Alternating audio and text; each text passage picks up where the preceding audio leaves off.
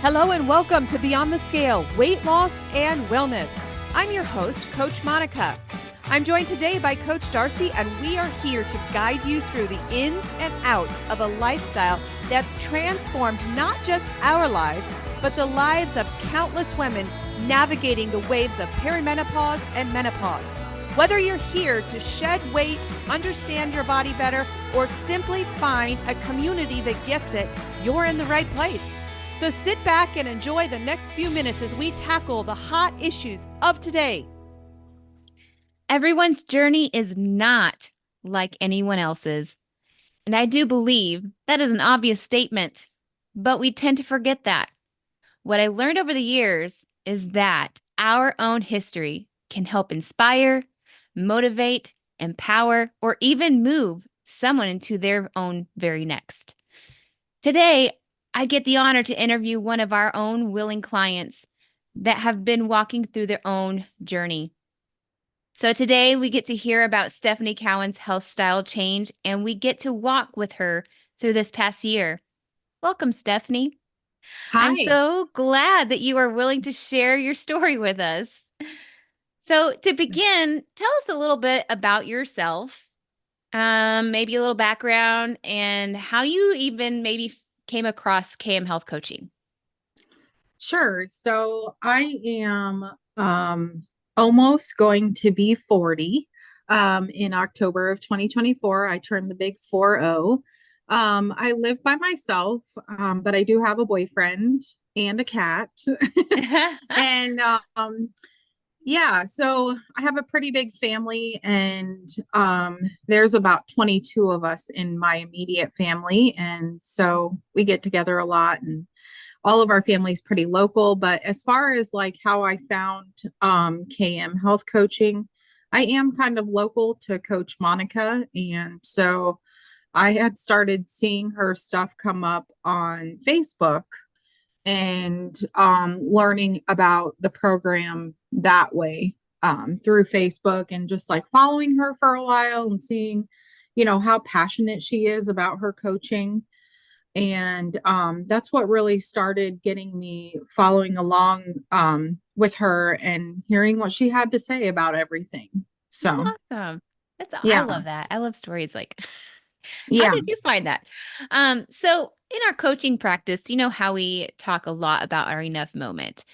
Do you remember a moment that you were like, okay, I'm like, is like when you're listening and watching these, Coach Monica on the Facebook, like, what was the thing that was like, I really am drawn to this. I really feel like there needs to be something that is a change. Or tell us about your story if you have enough moment.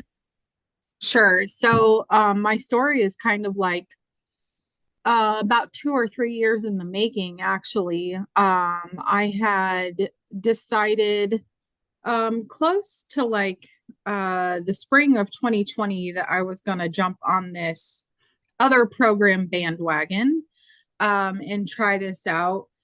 And with this other program that I had done to lose weight, I had lost a lot of weight. And I had gotten down, my weight had gotten down to like around 150-ish is what I saw, like the lowest on the scale. Mm-hmm. And I had never seen myself that low, even in high school. I was solid around the 170-pound range. And so I was really happy with my results and whatnot. But as soon as I started straying away from that diet and their system, I noticed the pounds start coming back. And then life started happening.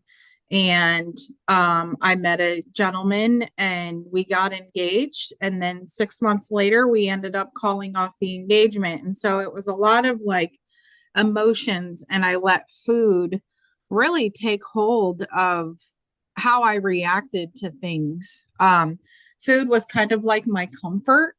And so going through all of these emotional highs and lows, and like feeling on top of the world that I had lost all this weight, and then, getting engaged and then calling off the engagement, and, and then shortly after that, my 16-year-old niece was diagnosed with brain cancer, and then we lose her 9 months later. It was just so many highs and lows. And in the meantime, I just was not taking care of myself. I wasn't taking care of my body. I was just eating whatever I wanted to. And so finally, it was in November. It was actually November 27th of 2023. I had been following along with Monica's journey and following her lives that she would do on Facebook. And she had offered that she was taking 3 to 4 one-on-one clients for 1 year.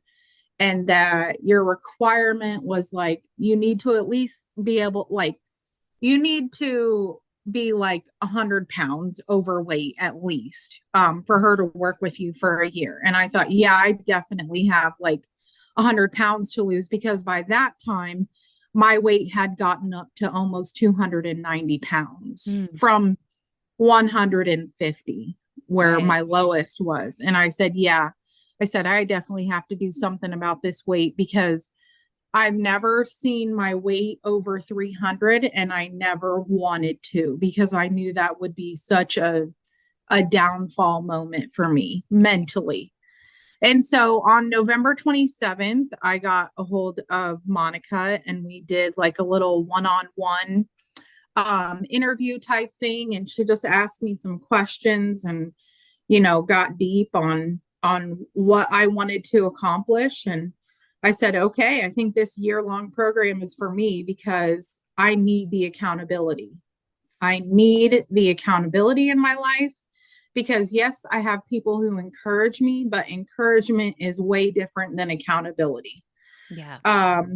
So yeah. And so kind of leading up to that, the next morning on November 28th, it just kind of solidified my reason of why I needed to get coaching and get healthier, because I actually had to go to the emergency room that next morning on November 28th, because my heart was having this irregular arrhythmia. And it was beating like really fast. And so they actually had to give me medicine to slow my heart rate down. And I'm like, the weight of my body is probably not helping my heart at all. And so that just really like solidified, like, yes, I need to do something. Like that was my nudge. That was my enough moment. And the rest is history. Yeah. Wow. That's something. Yeah. So you talk about, and I'm kind of making this because I had a list of questions. Now I'm adding another one. You talk about the program that you did beforehand and all the weight loss that you lost. Talk to me about why you feel that really didn't work. Was it because of the lack of accountability, or was it the possible not sustainability kind of type of program? Yeah. So, without like mentioning the name of the program, I felt like it was, very restrictive. It was very restrictive in the form of, calories. I wasn't eating enough calories for my body. And I could really tell that, because while I was getting thinner, I was also losing muscle. I was losing muscle and I was getting thinner, and I could really tell that because of like starting to see like a little bit of sagging skin. And so I knew I was losing muscle as well. And not only that, but with that program, you also had to purchase their food, which became really expensive. Yeah. And it was almost like I had to take a step back and evaluate, like, is this the food that I want to be eating for the rest of my life? Because I kind of felt trapped. Like, I'm going to have to maintain this lifestyle or the weight is going to come raging back. if I don't eat their bars, their shakes, their food, everything. And so, yeah, I did have accountability because the person who kind of like sponsored me or enrolled me, she would call and check in on me and see how things were going and whatnot. But to be honest, like a solid meal that you would think of eating, I was having one of those and then doing like what they call five little meals Mm-hmm. for the rest of the day, which was either like a little 8-ounce protein shake, a little snack bar, a little bag of like puff chips or something like that. Nothing that really satiated me, if that makes sense. Yeah.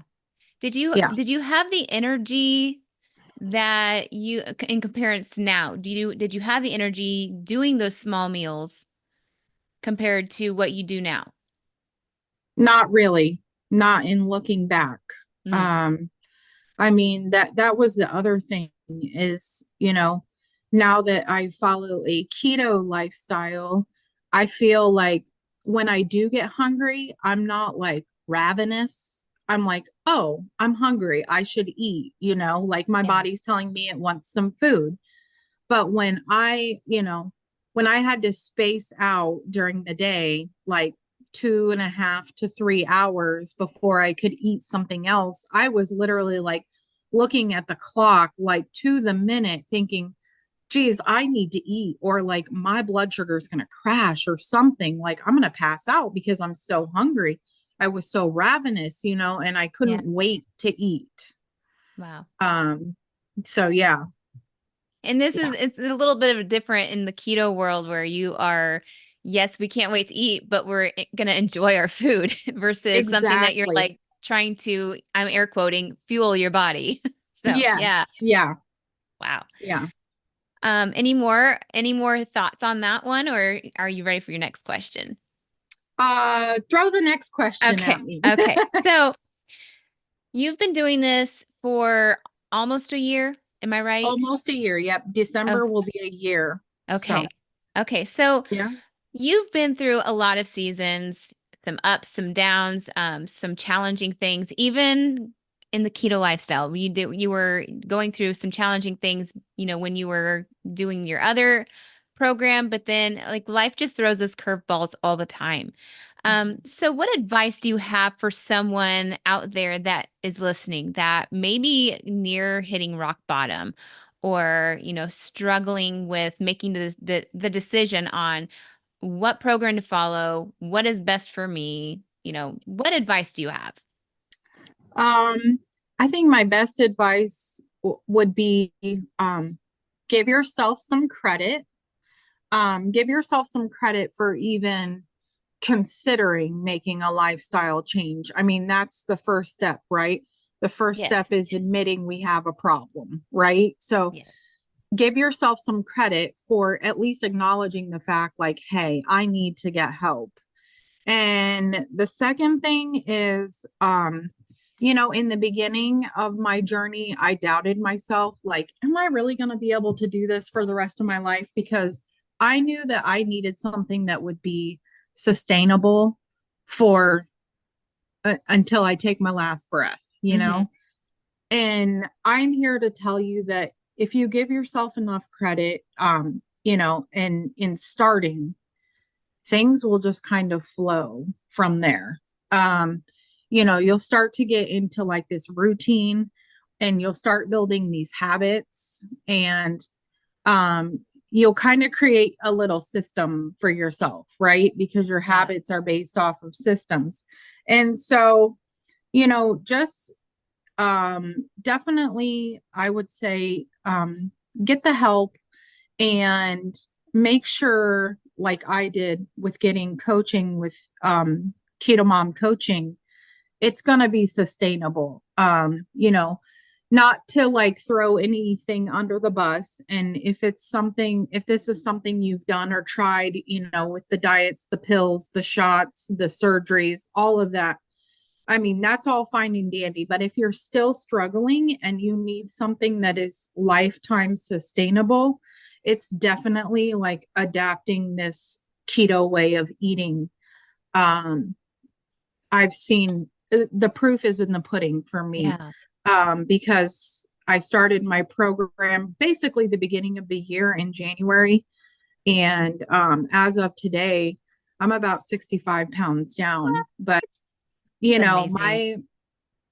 I just feel better. And it's not difficult. Like, it's not rocket science. The food that you eat, it's literally just the choice. You're making better choices at the grocery store. It may be a little bit more expensive, but the famous quote is, you think wellness is expensive, wait until you try illness. Illness Ooh, is yeah. expensive too, with Yeah. doctor visits and all of that. So on the front end, I would rather invest in my health than invest in all of the hospital bills. Oh, absolutely. So, You talked about a little about systems. yeah, We all know I'm going to give James Clear credit for that a little bit. And we encourage a lot of our clients to to read his book because we find it very important. But what systems did you personally need to make in your journey this year in order to make everything work together? yeah. So, one of the biggest things in my system is with KM health coaching. You get macros. So you track like your proteins, your fats, your carbs, and your calories. Um, and so when those are determined for you, you actually track your food and, whatever you put in your body that gets tracked in the tracker. And that's how when you put your accurate data into the tracker, you can kind of see like the trends and how your body reacts to the different foods that you eat. And for example, I was eating too much dairy, and so I had to take a little chill pill from dairy, and I could tell that changed my body. So tracking was a system that I incorporated, that really helped me a lot. And honestly, I think of it as kind of like a bank account. We're continually tracking, okay, what's going into our bank accounts and what's coming out. And if Right. we track our food as consistently as we track our bank accounts, then we're only setting ourselves up for success. Absolutely. If we Love just that. if we just go willy-nilly and we don't track the food that is going into our bodies, just like we don't track what is being taken out of our bank accounts, there's likely to be a little mess up somewhere. Maybe you'll overdraw your checking account, or if you're not tracking your food, you'll go over your calories and you'll see the weight start creeping back on, Right. you I know love that. I love that analogy. Especially for all those math people. I'm not a math person. But right? that analogy would have like connected with my husband right away, like because he's always looking at his bank account. Yes. Love that. So any other systems that you that helped you through or anything like that? Not really. I've become more avid on meal prepping. Okay. Um, just staying prepared, having my snacks, my keto friendly snacks in my car, keeping my electrolyte packets in my car on the go. So yeah, I would say like being more conscious about meal prepping so that I don't grab something that's like quick and maybe not the best option. Yeah. I want to be prepared, because preparedness, I mean, it ultimately helps you to focus on the success. Yeah. And it sounds like you are creating systems along the way. So you don't necessarily have it all put together and your systems aligned, but you are willing to add a new system in order to improve beyond where you were going, right? Is that right? Absolutely. Okay. Yeah. There's always room for improvement, and, kind of honing down into your systems, tweaking them as you go, seeing what works best for your body. and for your lifestyle. If you're busy on the go, mom or dad, you have to tweak it to your lifestyle as well. I mean, Yeah. because that, life just happens, but we can control how things happen to us. Yeah. So So true. So one of my last questions for us to wrap things up, and it's kind of like it seems like a question, maybe not to wrap things up, but this is what's happening. Do you find anything in your past year? Do you find anything challenging still? And if you have found anything challenging still, how are you overcoming it, or do you intend to work on overcoming it? yeah, absolutely. So I think adopting a keto lifestyle, you also have to adopt a sense of confidence and boundaries. So what I mean by that is that, when you decide to take the plunge, and start eating and living a keto lifestyle, you will have people in your life that we call keto shamers. Mm-hmm. Maybe somebody who doesn't necessarily agree or understand why you eat and fuel your body the way that you do. But you just like, for me, it's just confidently being able to say, no, thank you. Like, I'm choosing not to eat that, and, go along with what, like what you have prepared, especially like, if your family doesn't understand, like, oh, why can't you eat, great Aunt Susie's cherry cobbler? And for me, I just say that does not serve my body anymore. That, Mm. that does not help me. It inflames me. It makes me feel achy because of the sugar that's in it. And I would rather not feel terrible. So Right. that food does not serve a purpose to me. So just being confident in the way that you've adopted for your eating. And if you have keto shamers, maybe take the opportunity to educate them a little bit on why it is, why you have adopted a keto lifestyle, and how maybe that could help them. So, Right. Yeah. yeah. So keto shamers are definitely out there. They like to call a lot of it like either the 80-20 or intuitive eating, or being in the moment and experiencing that. But I would like to, have, for myself, I like to be on the straight and narrow, because it's like one of those things, the mindset, you give it an inch and it'll take a mile. Like, oh, Right. you had a bite of that donut, let's go have a lick of that frosting now. And it just barrel rolls from there. Right. It sounds like Yeah, you know your body well and your personality well enough to know that, yeah, this is not going to be suitable for me to have just one bite or give into absolutely. that. Yeah. And we're always a work in progress, tweaking things and figuring things out with our own bodies. But you definitely, like I said, you have to put the boundaries on. Um, Even if it makes other people mad, it's not their bodies that are knowing how yours is feeling. Right. So yeah. Oh, it's so true. Yeah. Hey, any last thoughts or comments or anything that you would like to finalize in our podcast today? Yeah, not really. Just going back, one last point I forgot that I wanted to make was when I was talking about, when I get hungry and I want to eat it, I don't feel like ravenous. Like, you know, I still have time to prepare something, another 30 minutes or so, but that there's something to be said about not feeling ravenous and having that food noise decreased, Yeah. especially with following the keto lifestyle. I've noticed that the food noise kind of goes away, and I don't continually think about food. I'm not like at breakfast, I'm not thinking about what I'm going to have for lunch. At breakfast, I have filled myself with proteins and fats that I'm likely not to eat until probably dinner time.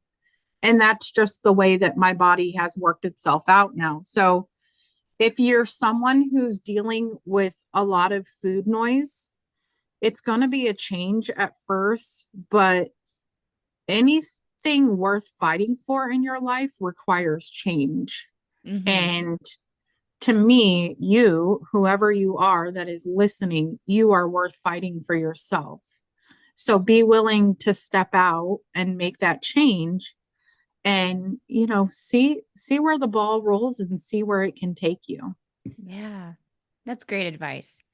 Hey, So, thank you so much, Stephanie, for being vulnerable with us and coming on here and sharing your story just a little bit.